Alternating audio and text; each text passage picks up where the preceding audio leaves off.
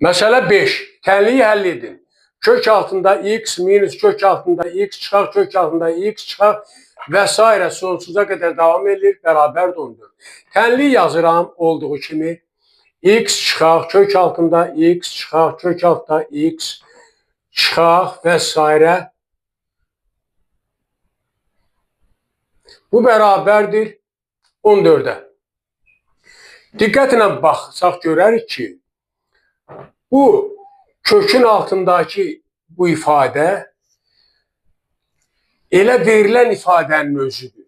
Bunu daha dəqiq yaxşı görmək üçün mən götürürəm. Hər iki tərəfini tənliyin kvadrata yüksəldirəm. Onda alıram kök altında x çıxaq, kök altında x çıxaq, kök altında x çıxaq və s. Bərabərdir 14-ün kvadratına. Və buradan aldıq ki,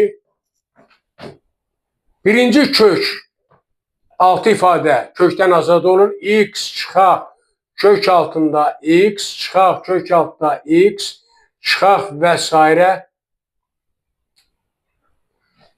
Biz aldıq belə bir ifadə bərabərdir 196-ya. Və x çıxaq bu ifadə elə verilən ifadənin özüdür. Çünki sonsuzluğa qədər gedir deyə, baxsanız bunun yerinə 14 yaza bilərik.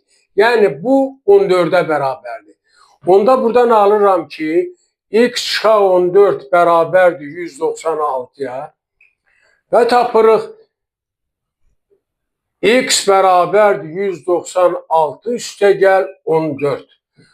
Bu da bərabərdir. Bu da bərabərdir 210. Beləliklə, verilən tənliyin kökü x bərabərdir 210